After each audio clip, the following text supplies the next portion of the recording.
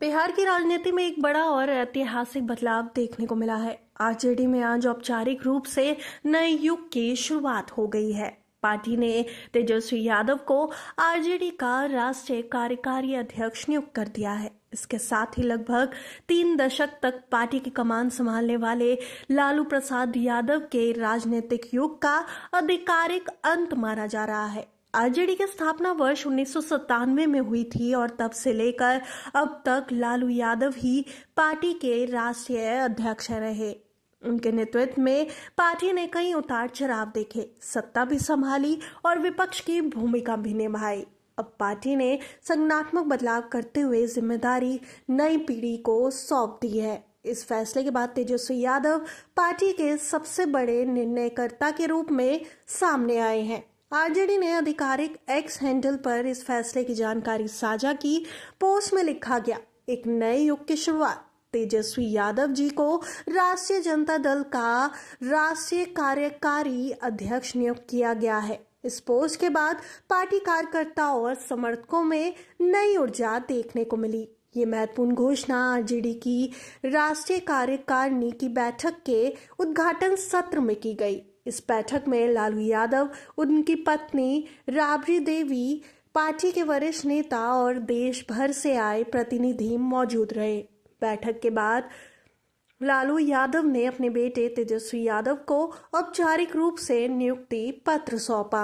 ये क्षण पार्टी के इतिहास में बेहद भावुक और अहम माना जा रहा है। आरजेडी प्रवक्ता एजाज अहमद ने बताया कि राष्ट्रीय अध्यक्ष की मंजूरी के बाद तेजस्वी यादव को राष्ट्रीय कार्यकारी अध्यक्ष बनने का प्रस्ताव रखा गया था। इस प्रस्ताव को राष्ट्रीय कार्यकारिणी ने सर्वसम्मति से स्वीकार कर लिया। उन्होंने कहा कि अब तेजस्वी यादव पार्टी और राष्ट्रीय अध्यक्ष के दिशा निर्देशों के तहत राष्ट्रीय कार्यकारी अध्यक्ष के रूप में अपनी भूमिका निभाएंगे। तेजस्वी यादव लालू यादव के छोटे बेटे हैं और बिहार की राजनीति में पहले से ही एक बड़ा चेहरा बन चुके हैं। वे बिहार के उप मुख्यमंत्री रह चुके हैं और फिलहाल बिहार विधानसभा में नेता प्रतिपक्ष की जिम्मेदारी संभाल रहे हैं। हाल ही में संपन्न हुए विधानसभा चुनाव में आरजेडी ने तेजस्वी यादव के नेतृत्व में ही चुनाव लड़ा था। हालांकि चुनाव में पार्टी को अपेक्षित सफलता नहीं मिली और हार का सामना करना पड़ा। चुनावी हार के बाद से ही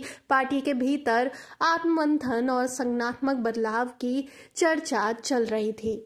कई नेताओं का मानना था कि पार्टी को अब नई रणनीति, नए नेतृत्व और नए विजन की जरूरत है। इसी कड़ी में तेजस्वी यादव को संगठन की बड़ी जिम्मेदारी सौंपने का फैसला लिया गया।